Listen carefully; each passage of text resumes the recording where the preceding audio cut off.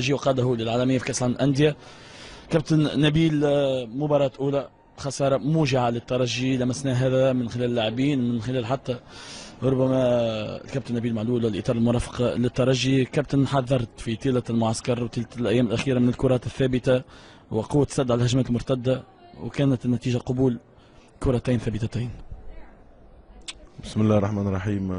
طبعا تحية لبو خالد ونواف والكل موجودين في الاستوديو. لعبنا ضد السد اليوم وضد الحظ بصراحة، يعني ممكن أكثر مباراة شفت الترجي الرياضي التونسي كان له فيها فرص سانحة للتسجيل. دخلنا المباراة بقوة، كان بإمكاننا باش ننهيو المباراة من 20 دقيقة 30 دقيقة الأولى. لو تراجعوا شريط المباراة ممكن الأخوة اللي موجودين في الاستوديو أكثر مني لأنهم يشاهدوا في التلفزيون. اول فرصه جات اول مره، يعني حارس المرمى نتاعنا معز لمس الكره معناها راحت مباشره للمرمى.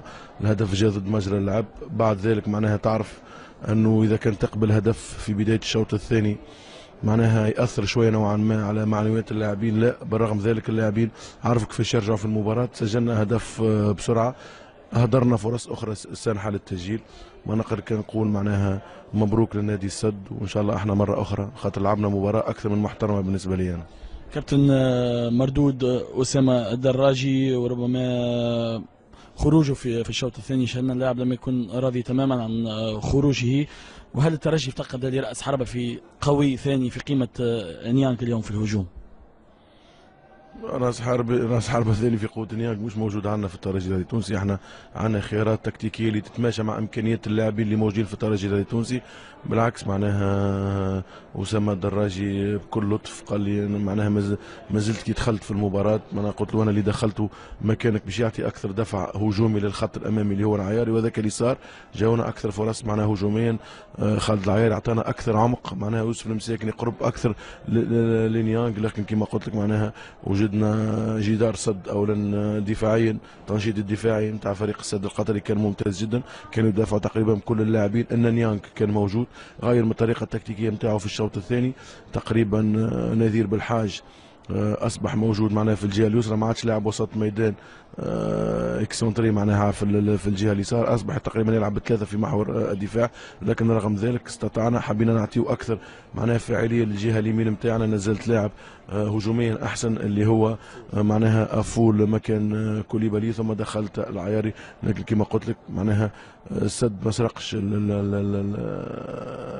الفوز نتاعو. مبروك عليك وهارد لك للترجي. السؤال الاخير، طبعا شاهدناك تحتاج نوعا ما على التحكيم، ربما كان هناك بعض الهفوات او تقدير من الحكم.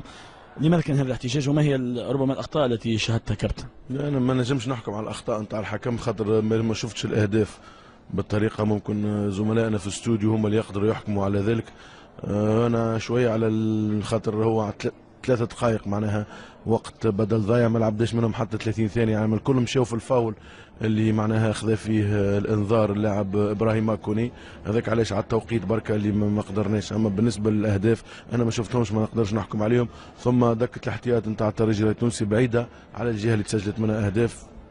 ما نجموش معناها نرميو شماعه الخساره نتاعنا على التحكيم. اذا كان خسرنا سيكون احنا نتحملوا مسؤوليتنا كامله. حضرنا المباراه هذه كما يلزم، ممكن نقص التحذير هذا من الناحيه الذهنيه. لكن مره اخرى مبروك للسد وهارد لك للترجي. شكرا كابتن نبيل، هارد لك للترجي، الف مبروك.